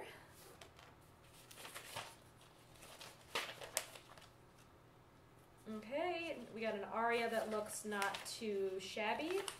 Oh, strangely it seems that all the, I don't want to speak too soon, but a lot of the crazy key signatures, etc., the F sharp minors and the A flats and stuff, seem to be mostly in the first half, because now we're getting some more reasonable keys in some of these, which is nice. So I'm actually gonna make it easier on myself and skip over these ones that don't look too stressful and try to find one that looks like I need to pay it attention immediately.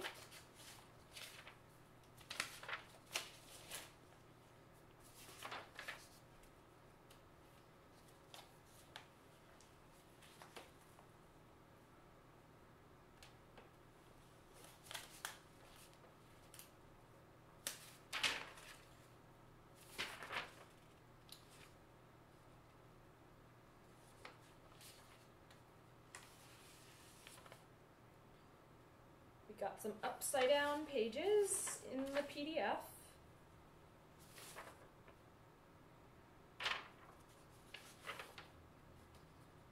Here's some more dots. That seems like it's worth looking at.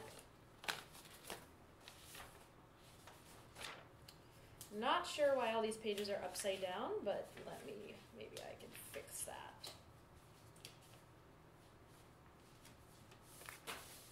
So confused here. I don't want to get my pages all out of order, but I guess they're numbered.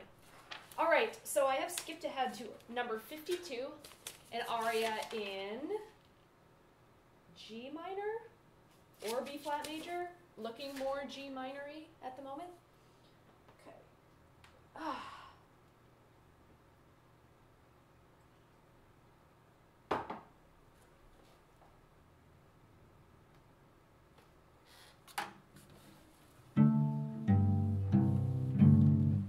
Okay, number 52, more dots. You know what, now that I know I can just pull up a recording and get some tempos, I should have been doing that all along. Okay, 52.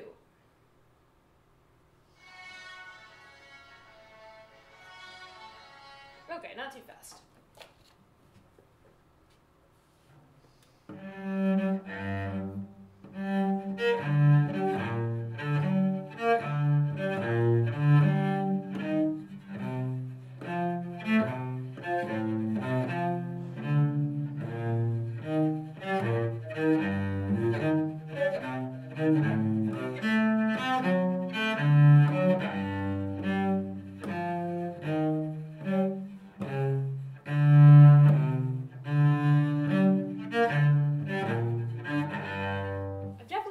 Before. Super familiar.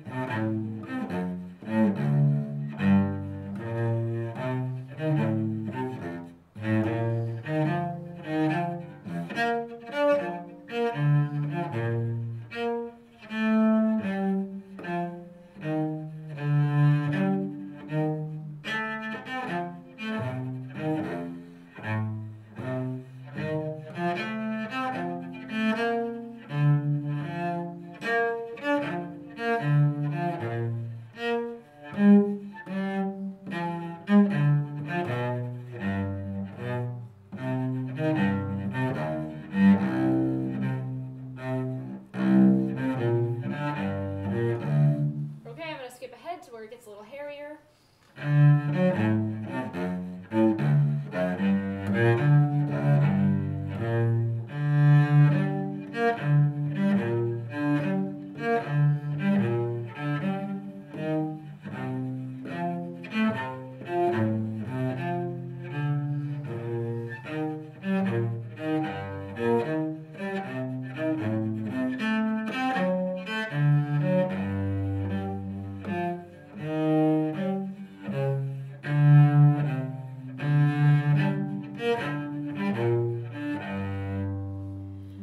Skipping ahead.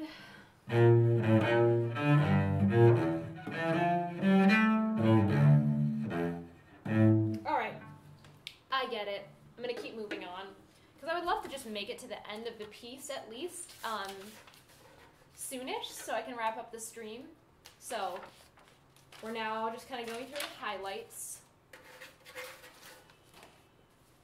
Anybody else ever performed this whole piece before? I would love anything you want to say to me about it.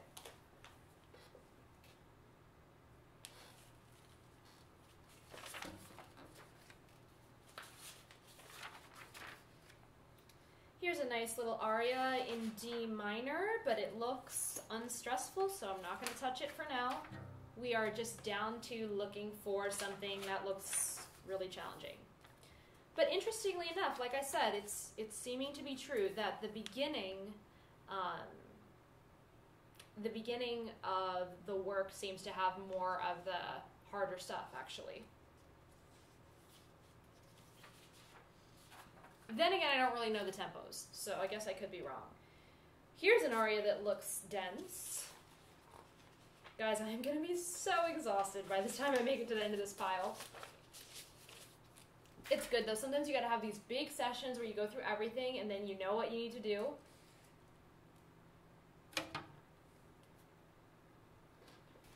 Okay.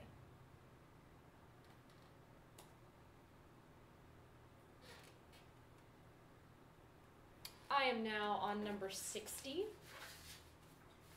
We are in E flat, major, or C minor.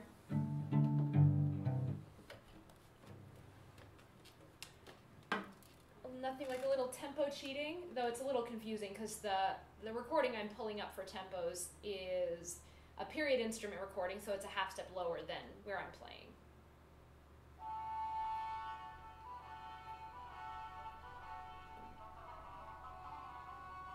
Not too fast.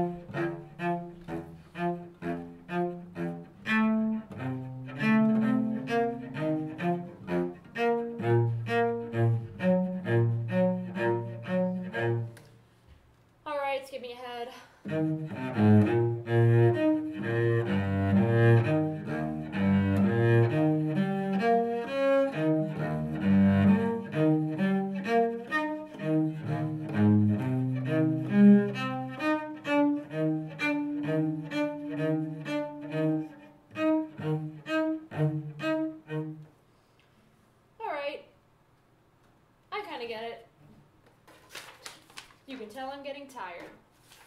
Let's see what else we got.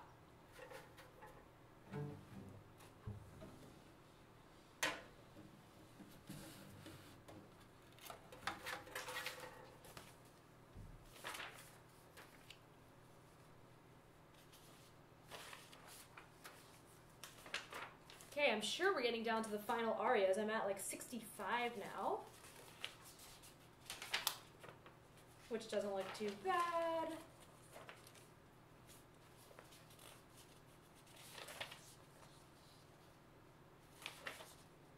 And then we got a big chorus to finish it out. All right, so why don't I do that? I'm going to play the final chorus, and that'll be it. And there's some good things to work on in here. Okay, so last excerpt for today. Let's hear it. Before I start, I really recommend doing this, by the way. If you have a gig for a big work that you haven't played before, you don't need to be religious about listening to a recording, but especially if you don't know the other parts, it's really great to just pull up a recording for reference so you kind of know what you're working with.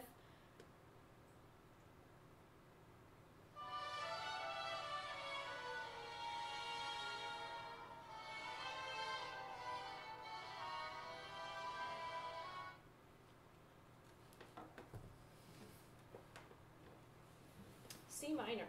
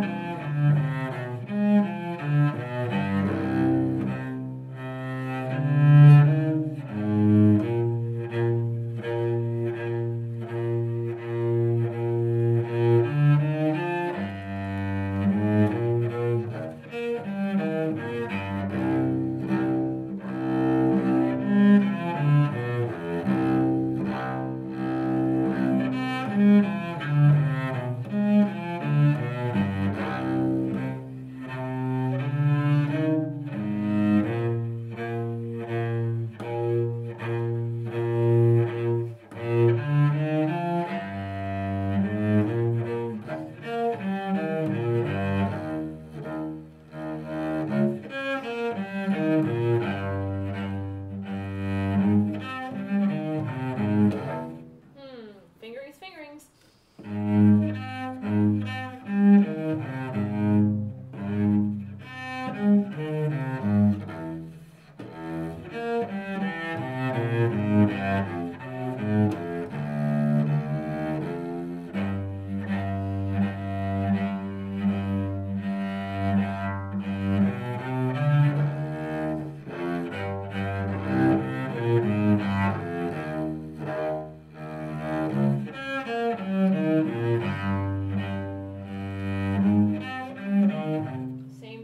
So I'm going to do my other fingering.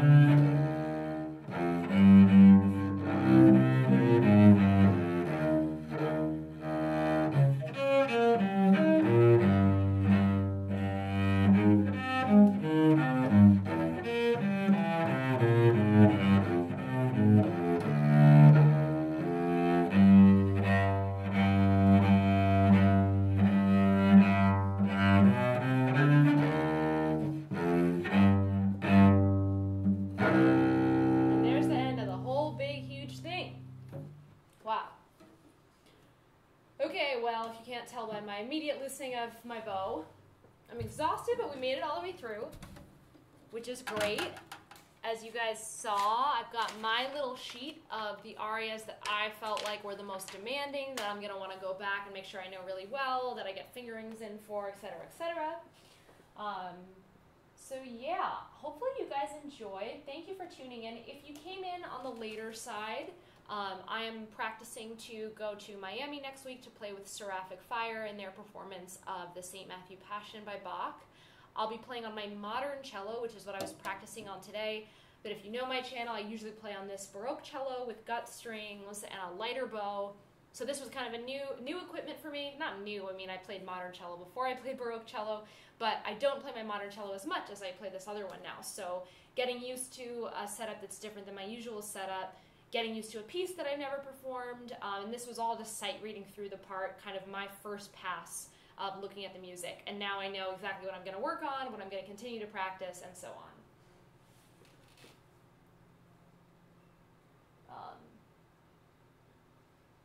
Okay guys, so thank you so much for watching. Again, if you enjoyed the stream and you want to give me just kind of a one-time tip or donation, you can do that at the GoFundMe with the link down there. There's also a link in the description. And if you want to become a supporter of my channel and actually give me a small donation each time I put up a new video, which I do 3 to 4 times a month, you can join me on Patreon, where I have a great bunch of supporters there. They are funding this live stream. They kind of help me, they allow me to do everything that I do on my YouTube channel. So my Patreon is super important to me. So if you're super into the channel, I definitely recommend looking into my Patreon. But if you just want to throw me a tip for today, feel free to go to the GoFundMe. But thank you guys just for watching and hanging out with me on this Saturday afternoon. Now it's coming up on Saturday evening here in Los Angeles, but it's been fun. I try to do these live streams at least once a month, whether it's practicing, Q&A, whatever. And then I have my normal produced videos that I always put out of my playing or of a particular teaching topic.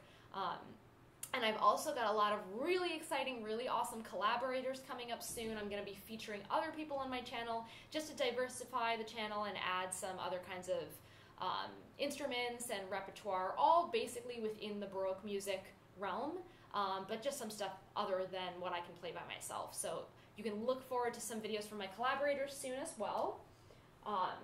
And thank you guys so much for hanging out. I will see you next time. And if you made it only for the end of the stream, shortly after the stream ends, the whole thing is going to be archived, so you can catch the beginning too if you want. So thanks, guys, and I will see you next time.